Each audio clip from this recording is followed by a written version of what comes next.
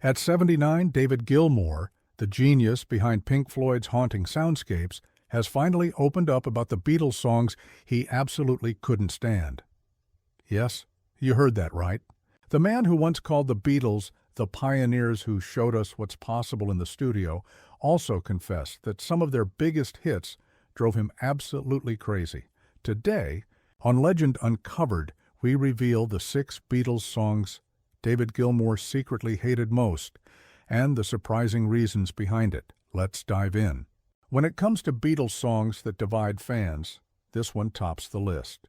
Even John Lennon called it granny music, and apparently David Gilmour agreed completely. He reportedly couldn't stand its repetitive chorus or bouncy tone.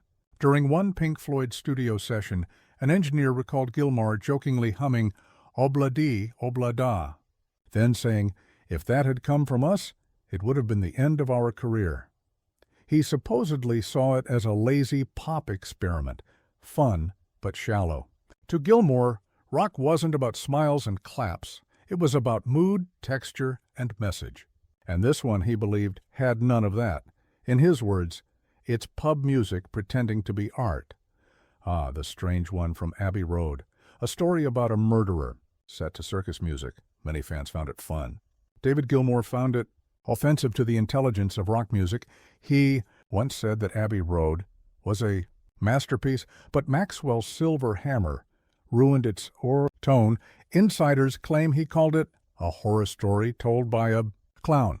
And according to studio legend, Gilmour believed this song marked Paul's obsession with perfection, recording take after take, polishing something he thought should have been scrapped entirely. To Gilmour, it was proof that even geniuses can lose focus, that sometimes the line between art and self-indulgence disappears. This one might surprise you. When I'm 64, charming, nostalgic, and sweet. But for Gilmour, it symbolized the Beatles' slow drift away from what made them great. He supposedly said, they went from blowing minds to entertaining grandparents. While he admired the craftsmanship, he hated the direction. To him, it wasn't rock. It was music hall theater.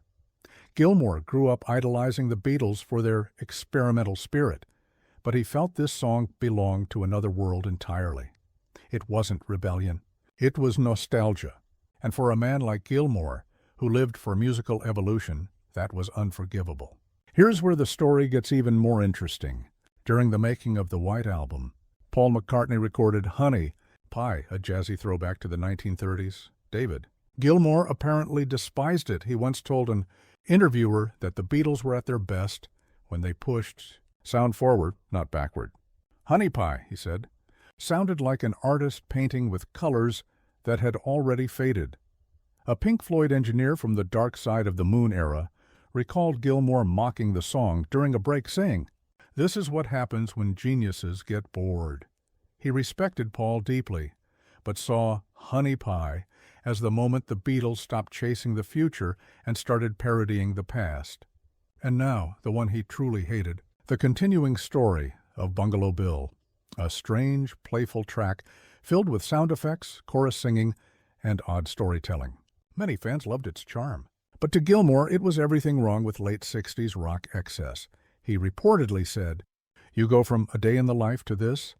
It felt like watching a masterpiece dissolve into a joke. One of Gilmour's oldest friends said he used this song as a warning sign for Floyd's own creative process, reminding the band never to lose. Focus in the name of experimentation. He admired Lennon deeply, but felt Bungalow Bill was where even Lennon let his message get buried under nonsense. Now here's the twist. Despite his harsh opinions, Gilmour has never stopped admiring the Beatles' impact. In multiple interviews, he credited them as the reason Pink Floyd ever existed. He once said, "They showed us that a studio could be an instrument. Without them, we'd still be strumming guitars in pubs." But admiration doesn't mean blind worship.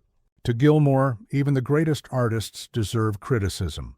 He believed that perfection wasn't real, and that honesty, even brutal honesty, was a sign of respect, and that's exactly what made David Gilmour so unique. In the end, David Gilmour didn't hate the Beatles. He hated the moments when they forgot what made them timeless, because to him, music wasn't about fame or popularity. It was about soul, atmosphere, and truth. The Beatles gave us genius, but even geniuses stumble, and sometimes it takes another legend to point it out. So, what do you think? Was Gilmour right to call out these songs? Or do you think every Beatles track is sacred? Let us know your thoughts in the comments. And if you love discovering the hidden truths behind rock's greatest icons, hit that like button, subscribe, and stay tuned for more stories. Because this is Legend Uncovered. Please don't forget to subscribe and hit the bell icon.